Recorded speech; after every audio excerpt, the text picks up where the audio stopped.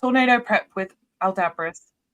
Florida Yes. life, yeah. Sunday, when we were supposed to record, I used that time to immediately just start make it fast for me. So that way, if it's really bad, then I don't have to wait to the last minute and rush back and forth. So I brought in every animal, everything I could. Um, I was really trying to postpone the Aldabras until I really had to, just because it's just a pain because of their size. Once it really got bad, then I think I did the Aldabras maybe like a day or two beforehand, just to get it out of the way. They ate all the grass in their pen, so when I opened it, immediately all they see is just grass everywhere, and then me with the banana. So they're like, should we follow him with the banana or should we just start grazing immediately? The big one, of course, was like right away just started grazing, just started eating, ignoring me. So I had to kind of just lure him in. Have you got a video of luring with the banana? Because I'll add that as B-roll. I'm sure I have videos of it, but not during that. I should Yeah. have. I should have. I was just so focused on this hurricane that I barely took pictures of anything. Is it 4 Aldabras that you've got? No, I have two. I have two. I You have have two, 2. and then Yeah. I have a bunch of redfoots, some yellowfoots, Love redfoots.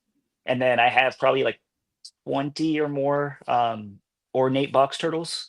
That was a pain because I had to like go back and make sure I had the perfect amount because they're just loose in their little pen and they burrow and move around. So I had to make sure that I had every single one of them.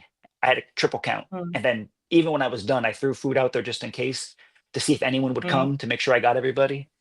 But yeah, I did.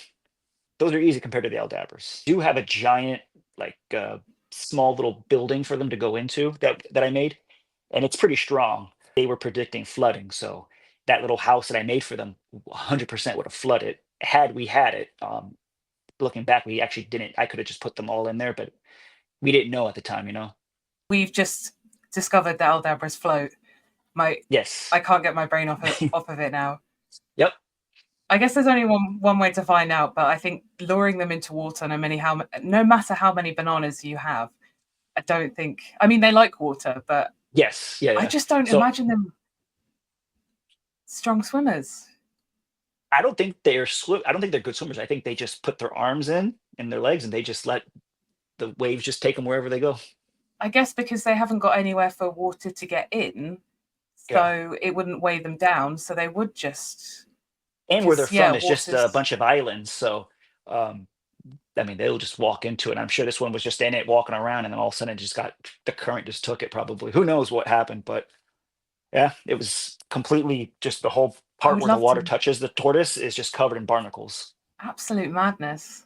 Yeah, He is Eddie Soto Exotics now because yeah. otherwise it would have been The different. old one was Serpentera Exotics. Yeah, Yeah, I but had that for like you changed it. Yeah. 17. Yeah, I had it for like 17 years, and then I changed it maybe a year ago, maybe less. What made you want to change it? Just fancied it. So I do a lot of the reptile shows in Florida. I do pretty much at least every weekend I'm at a show. Um, so many people knew me as just Eddie, and they had no clue of the Serpentera Exotics.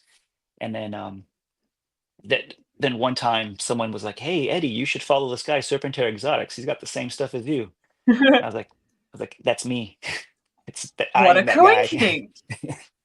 People knew my name, but not the company name. So I just completely just exited out Eddie Soto Exotics to make it easy, simple.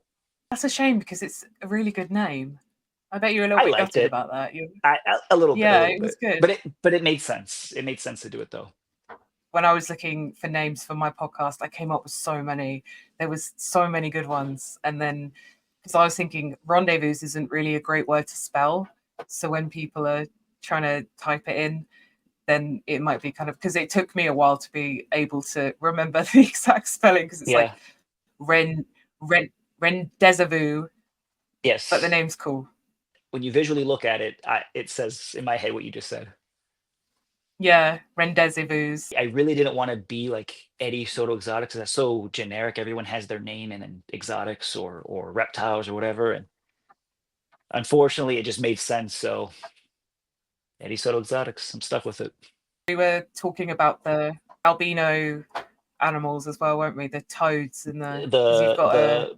I have the American bullfrogs. I guess any animal you can have as an albino.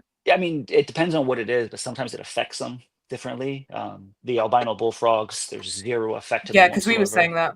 There are like I popped out an albino like brown and old, and that thing was just destined to just not make it. Uh, the eyes are so red, Mm, and it's such a small animal that the skin of the eyelid is so transparent that even when it closes its eyes, the sun is still blasting it.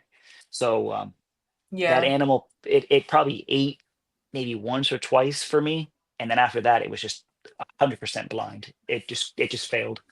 Um, no one's Mm, kept one alive for more than maybe 2 weeks. It actually sucked because as soon as it hatched, instead of being excited, I was like, I knew that it wasn't going to go anywhere, and that was the result of actually breeding. If yeah. you look a little further in Instagram, you'll see that I have this like chimera Brownanol, where literally half the body is like white and the other half is normal.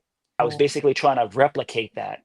So I bred the offspring back to the father, and the result was an albino.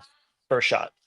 I don't know much about genetics and breeding and that kind of thing, so I was looking forward to learning a bit more about it. I think I sent you that post with, was it Benjamin's Exotics with the chubby frog or something? Yes, And yeah, you were yeah, like, "Yeah, I wanted one, but it sold out so quick." yeah, I yeah. Those are I was don't like, "Of um, course." they're a little bit trickier because they need a lot of like breeding triggers for them to breed. So if I'm not mistaken, I think they do need like a long period of drought, and then out of nowhere they need just crazy rain pour for them to like wake up and then start breeding, and then the food and all that. So I wouldn't even know how to begin to even breed them if I did get them.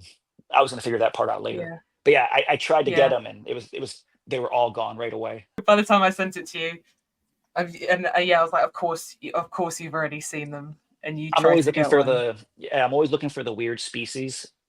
Like a lot of the obscure stuff that people don't work with. I really enjoy working with that. I also do a lot of normal pet stuff just to like help fund all the other projects because it is a business. So I can't just rely on people buying rare animals because your market's very closed if you do that. Mm, So you gotta, that's where yeah. the bearded dragons pop up and more of the common stuff pop up.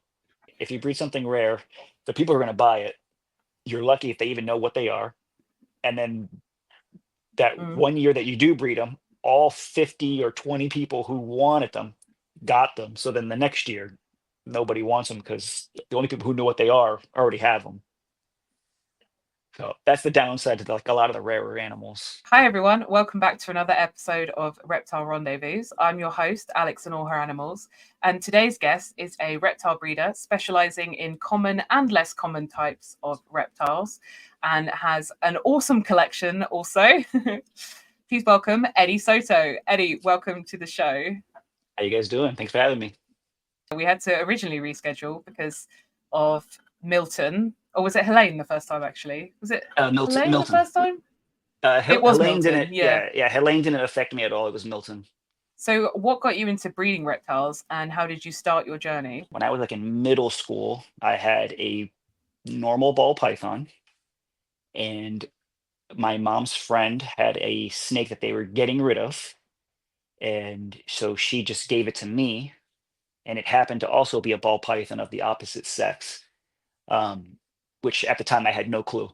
And there was Mm. barely any internet at the time. Everything was dial up. There was not really much information going on. So I put the two snakes together. It was in a 40 gallon. And within an hour, they were like that locked up. I didn't know what that meant. And well, I assumed that's how they bred. So I was like, oh, that's kind of weird. Um, Piggyback. and then from there on, I've always been into it. I mean, that particular situation they didn't breed for me, but seeing that world that I didn't know existed after researching it, then I was hooked.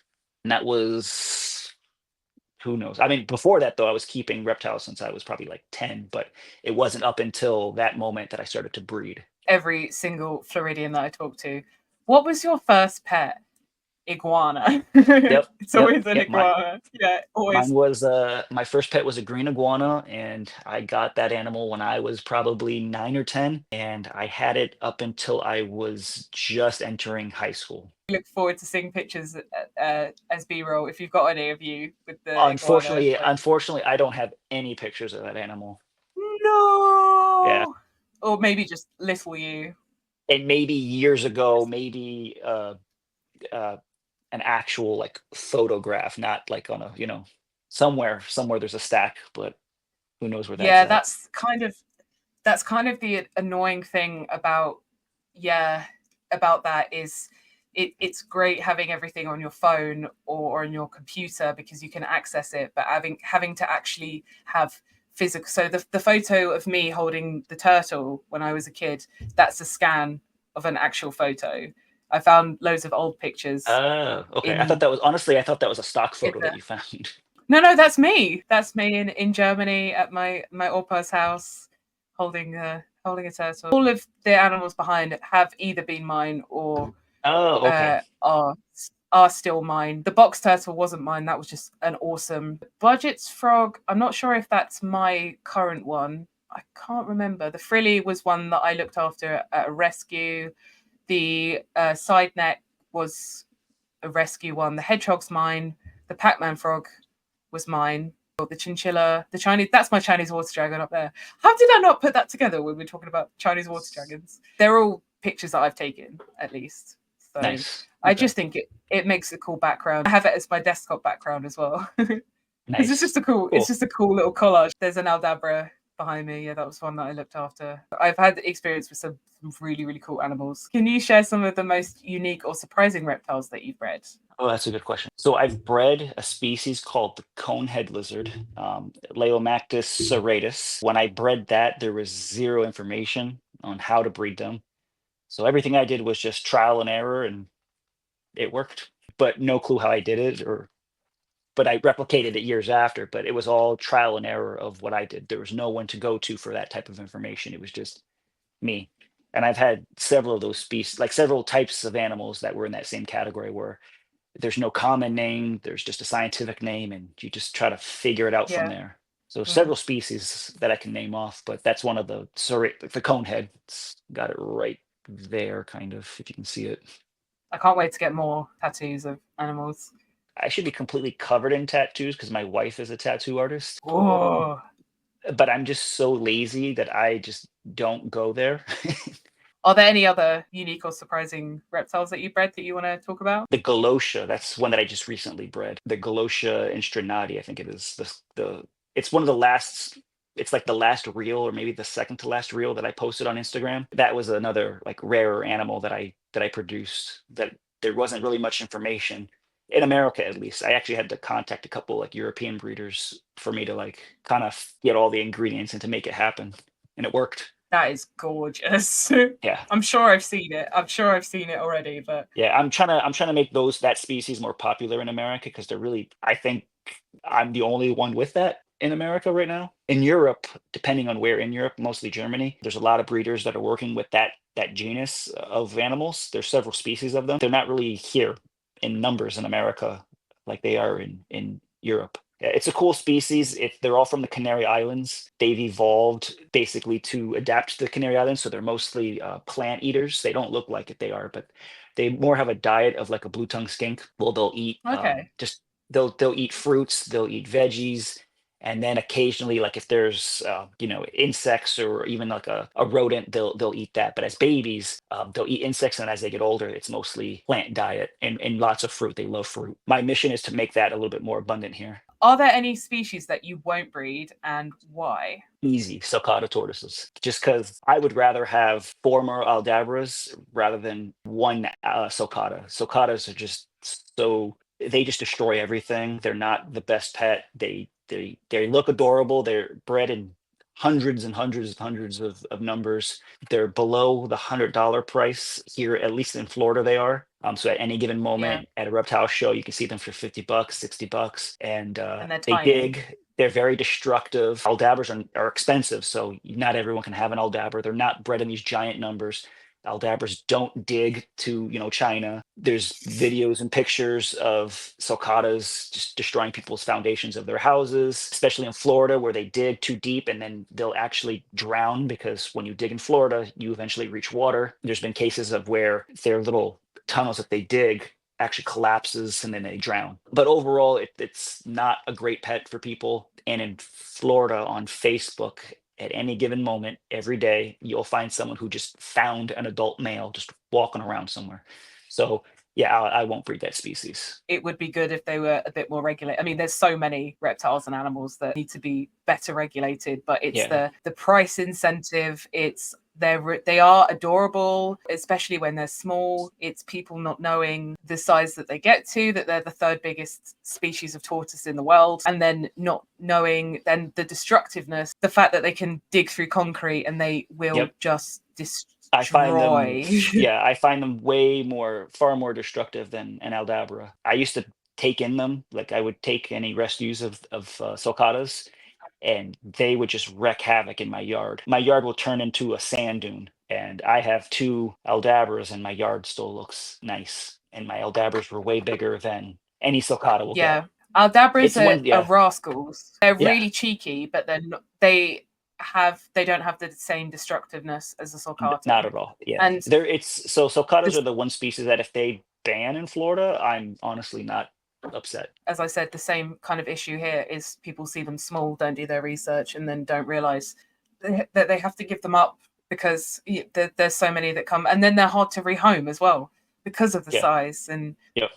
because of, I'm breathing air wrong again. How do you ensure the health and well-being of your reptiles during the breeding process? So before things brumate, I am giving everybody all the fatty foods that they want because the majority of those type of animals I do house outdoors, so they have to basically deal with Florida winter, which it can get cold here. So I am ensuring Oh, that the calcium's on point. I'm ensuring that they have, ample amounts of body weight. And I also do health checks on every animal before I officially kick off the brumation season. So if an animal looks a little too skinny, or if it didn't bounce back from the breeding season, from the previous breeding season, I'll bring it inside, and that animal will just not breed until it's back to normal. So it will skip a breeding season. I need everything to brumate before there is a breeding season. Whether it's a male or female, they're all being look over, checked to make sure that they match or they meet the qualities of being to stay outside to breed. just for anybody that doesn't know what brumation means, it's basically just hibernation for It's reptiles. not a full hibernation. During like warm days, they'll come out, they'll bask a little bit. I'm not really feeding It's them the at all. easiest way. Yeah, Yeah, the easiest way to they'll explain it. I Yeah. yeah, they'll come out, bask for maybe a few hours, and then they're gone for another week or so. Brumation in kind of a nutshell. If someone was going, oh, I wonder what that is, and then they Yeah, don't get time to Google it or forget what it is, the easiest way to explain it, it's not yeah. really, but it is.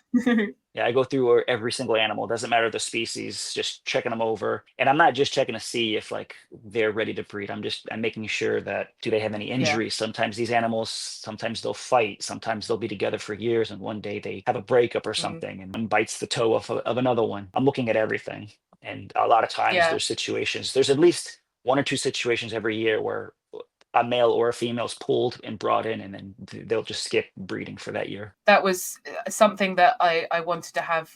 So obviously, as someone who has rescued animals, does rescue animals, it's breeders aren't something that I disagree with. That not at all. It's unethical breeders that just that I don't agree with, but not everybody will want to rescue a reptile, which is fine, each to their own. Yeah. Some people just don't want to, and I'm not here to change their minds. I'm here to say, okay, well, if you do get your animals from a breeder, then just make sure that they are ethical and they do look after their Yep. animals. So that's why I was looking forward to having you on as well, was to look at it from someone who does care for their animals responsibly and does the right thing for them rather than not. Because I always say, yeah, research your breeder. Speaking of, can you share some of the key ethical considerations that every reptile breeder should keep in mind? So, especially like in the bearded dragon world, there should be some standards of Oh breeding yeah. as far as like body structure. You see that in the crested gecko Yeah. world too, where you'll see like the jaws are kind of deformed or however. I don't really Spider have. ball pythons. Yeah. Yes, the spider ball pythons, the wobble. Just because an animal looks cool doesn't mean that it's Mm. meant to breed. I do a lot of different species of Lacerda. You don't really see that too much, but yeah, you just want to stay away from something's acting a little funny genetically. You don't want to pass that on, especially Mm. like you said, like the spider ball python or the jaguar carpet python.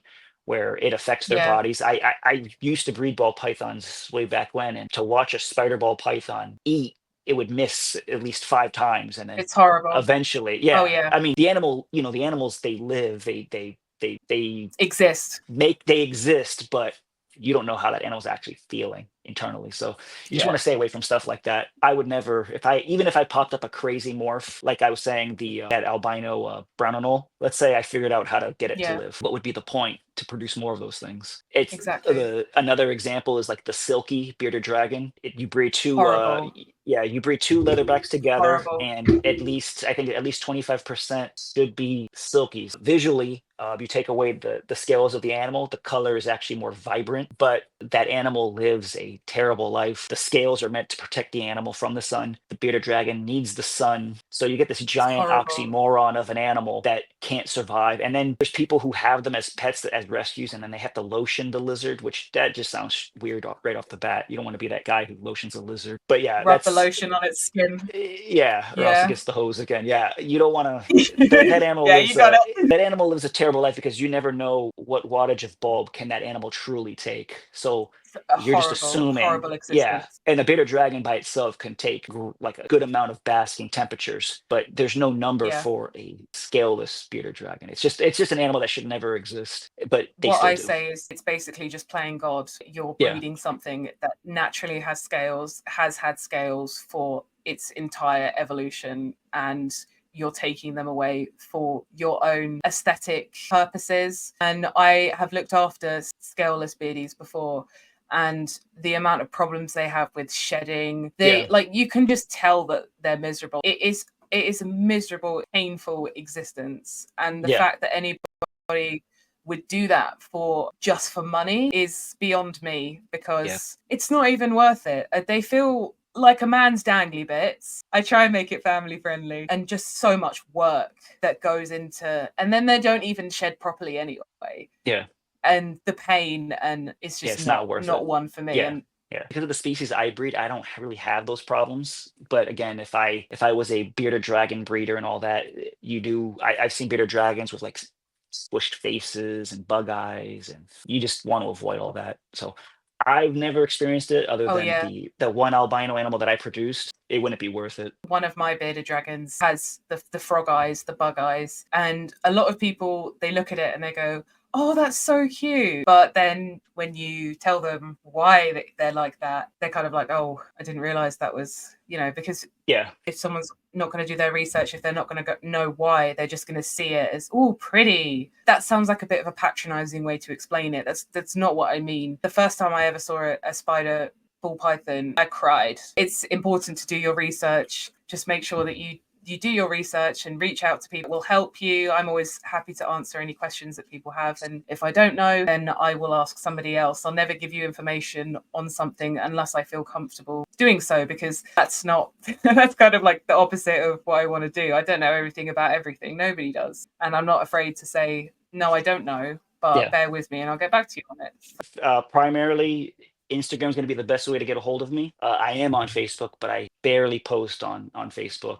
I post way more of the cool pictures of what I breed and keep. That's always going to be on Instagram. And it may take a while for me to answer people because I'm so busy taking care of animals. But I will eventually, even if it's a week later, I will eventually get back to you because I'm notorious for just not messaging people for days on end, and then I'll randomly like answer their question like a week later. It probably confuses them because it's a I one man feel show. It's me by myself. My kids are in school, my wife does her thing, everyone's doing their own thing. So I never want this to get big enough where I need an employee because then that would just drive me insane because no one's going to do it like the way I want it done. So if it ever gets to the point where it's too perfectionist. I big, feel you.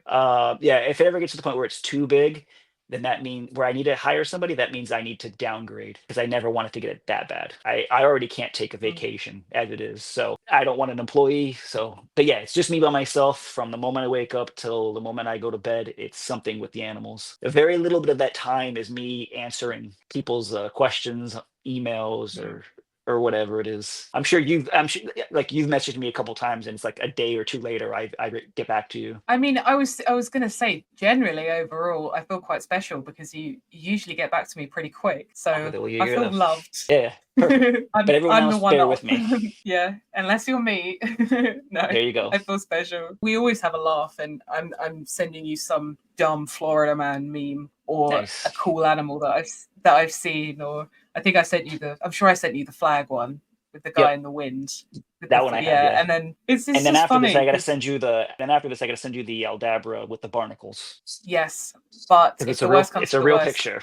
I was going to say that must be some sort of like AI generated. Definitely not. This But was then, way before AI. well, I was going to say, if you think about the way a ship works, or even if you have like the washing up bowl in the sink and you like press it against water, then the water goes around it. And also that's just how ships work. I don't know what it's called, but it's the That's probably same like scientific that's probably the best description I've heard. It's the buoyancy of the animal. buoyancy. I Yeah. can't remember the word buoyancy, but I can think of a really good way to describe it. Well, the But ship it's idea, true. like the way you said it, it made sense. You would think, oh, maybe but then water's just weirdly fascinating anyway, because it can be so light and you can shower under it or rain. And then, I mean, don't get me started on clouds. We don't have time for clouds. And then if it's a big chunk of water, like a big bucket of water, then it's heavy. Yeah. Fascinating. Just really not Science. fascinating, but I think it's science, It bitch. is. Yeah, it is. Yeah. I mean, no, we're not talking about clouds. That's another day because you Another have day. dinner to eat. Another day, another dragon. Obsessed with shinglebacks. Man, Mick Fullerton keeps posting them. Are they quite popular That's a in cool species. America? They're So very cool. rare. And Same if they here. are And the here, monkey tail skink. they are here. It's just that I'm pretty sure the gene pool is not the best with those things. They are amazing. They're so cute. They kind of remind me of frillies, where they're like, I'm big and scary. Yeah. Don't touch me. But really, they're just sweet little guys, and you just can't take them seriously because you say that you're scared of them just so you don't hurt their feelings. But yeah, Yes, to make them feel better. Yeah, I'd love it. A shingleback, a chuckwalla, a monkey tail skink. I've only ever seen a beaded lizard. I've only ever seen one beaded lizard, but they are under the dangerous animals, so they're hard to get without a license. And monkey tail skink, they're a couple of my dream species. You have to have licenses for those here too. The beadeds and the Gilas. Oh, what beautiful creatures, though. I was kind of expecting them to be like the size of a bearded dragon because I'd only seen pictures of them. No, they're and then hefty. I saw one. Yeah, they're big. I don't know. I must have pictures somewhere. Oh, and a chuckwalla as well. I got to handle that. I'll send you the video of that. Those are cool. Yeah. Wow. What beautiful creatures. So I focus on Lacertas, different species of Lacertas. So jeweled Lacertas, and then everything in that genus and complex I have. But then I also breed a lot of the pet stuff that keeps me afloat. So I do have some bearded dragons, the white tree frogs or the dumpy tree frogs. I have those. I love them. What else do I have? Different species of anoles, a lot of tortoises, and my Aldabras are just pets. They're not anything I breed or will breed. They're both boys, so they can't. But yeah, that's the stuff that you can. I was going to say you wouldn't be a very good breeder if you didn't know that two boys aren't going to breed. yeah, that does not happen. That's what you can expect when you see my animals. Is there anything else that you want to say? No, that's pretty much it. Will you be back for part 2? I will be. Yes. Yay! Thank you so much for your time today. It's been really great to meet you face to face, well, as close as face to face as we can get at the moment. To our listeners, if you want to learn more about Eddie and his reptiles, be sure to check out his social media. And don't forget to subscribe to Reptile Rendezvous for more exciting episodes. And until next time, stay wild. Woo!